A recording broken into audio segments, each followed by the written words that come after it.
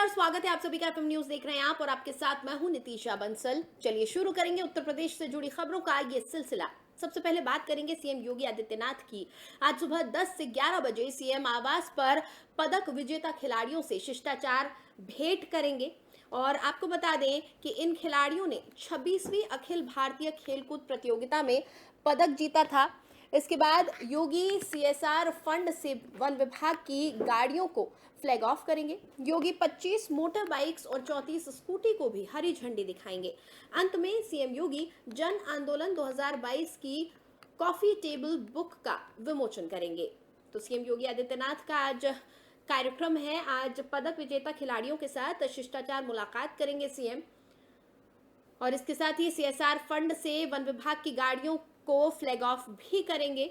CM Yogi Adityanath के आवास पर आज कार्यक्रम का आयोजन। इसके अलावा सीएम योगी आज जन आंदोलन 2022 की कॉफी टेबल बुक का विमोचन भी करेंगे।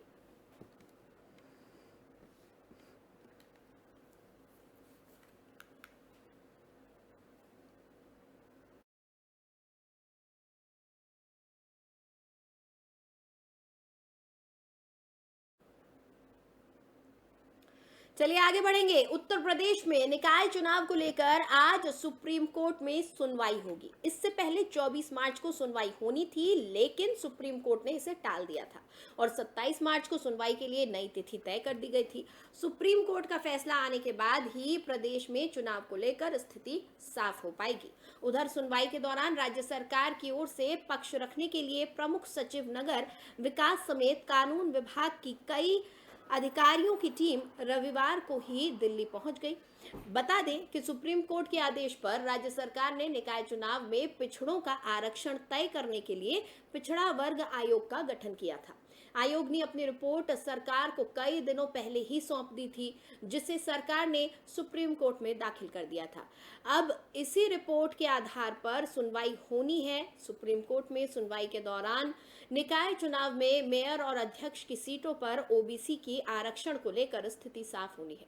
राज्य सरकार ने पिछड़ा वर्ग आयोग की रिपोर्ट को सुप्रीम कोर्ट में प्रस्तुत किया है।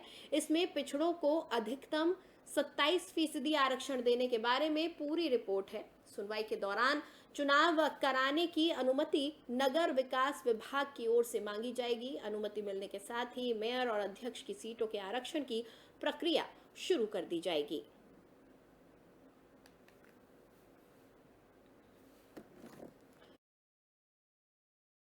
रिपोर्ट सौंप दी है और आज सुप्रीम कोर्ट में इस मामले पर सुनवाई होगी। यूपी में निकाय चुनावों को लेकर आज सुप्रीम कोर्ट में सुनवाई होने जा रही है। उत्तर प्रदेश निकाय चुनाव लंबे समय से चर्चा का विषय बने हुए हैं। दरअसल यहाँ पर ओबीसी आरक्षण को लेकर मतभेद था, जिसको लेकर कोर्ट में भी मामला पहुंचा था। सरकार ने जो आरक्षित सीटों की लिस्ट जारी की थी, कोर्ट उससे सहमत नहीं था। कोर्ट का कहना था कि इस मामले में चुनाव भले ही देरी से करवाए जाएं, लेकिन पहले ओबीसी आरक्षण तय किया जाए और उसके बाद ही यहां पर आरक्षित सीटों का नाम और उनकी लिस्ट जारी की जाए। उत्तर प्रदेश में निकाय चुनाव को लेकर आज सुप्रीम कोर्ट में सुनवाई होनी है और इससे पहले आपको बता दें कि 24 मार्च को सुनवाई होनी थी, लेकिन सुप्रीम कोर्ट ने इसे टाल दिया था और 27 मार्च को सुनवाई के लिए नई तिथि तय कर दी थी। सुप्रीम कोर्ट का फैसला आने के बाद ही प्रदेश में चुनाव को लेकर स्थिति साफ हो पाएगी। उधर सुनवाई के दौरान राज्य सरकार की ओर से पक्ष रखने के लिए प्रमुख सचिव नगर विकास समेत कानून विभाग के कई अधिकारियों की टीम रविवार को ही दिल्ली पहुंच गई। और आपको ये भी बता दें कि सुप्रीम कोर्ट के आदेश पर राज्य सरकार ने निकाय चुनाव में पिछड़ों का आरक्षण तय करने के लिए पिछड़ा वर्ग आयोग का गठन किया था। आयोग ने अपनी रिपोर्ट सरकार को कई दिन पहले ही सौंप दी थी, जिसे सरकार ने सुप्रीम कोर्ट में दाखिल कर दिया था। अब इसी रिपोर्ट के आधार पर सुनवाई होनी है। सुप्रीम कोर्ट में सुनवाई के दौरान निकाय चुनाव में मेयर और अध्यक्ष की सीटों पर ओबीसी के आरक्षण को लेकर स्थिति साफ होनी है।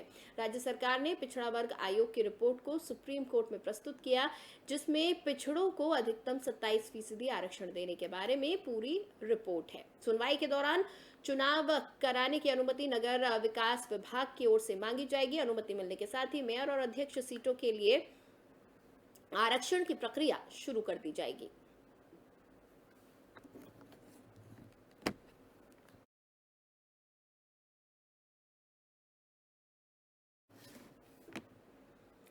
और उत्तर प्रदेश के माफिया डॉन अतीक अहमद का काफिला सोमवार सुबह मध्य प्रदेश की सीमा में प्रवेश करते हुए शिवपुरी के रामनगर टोल प्लाजा से गुजरा।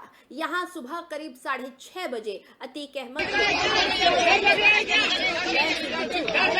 दौरान अतीक ने दिया और पहले कुछ भी कहने से मना कर दिया, लेकिन जब उससे दोबारा पूछा गया कि जिस तरह के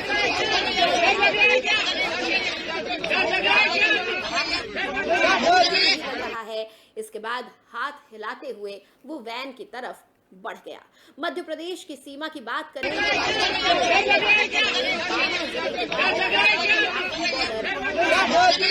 कस्बे को पार करते हुए मध्य प्रदेश की सीमा में दाखिल हुआ। मध्य प्रदेश की सीमा में लगभग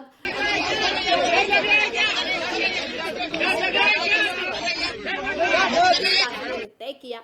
शिवपुरी के करेरा और दिनारा कस्बे से सटे हुए 4 लेन से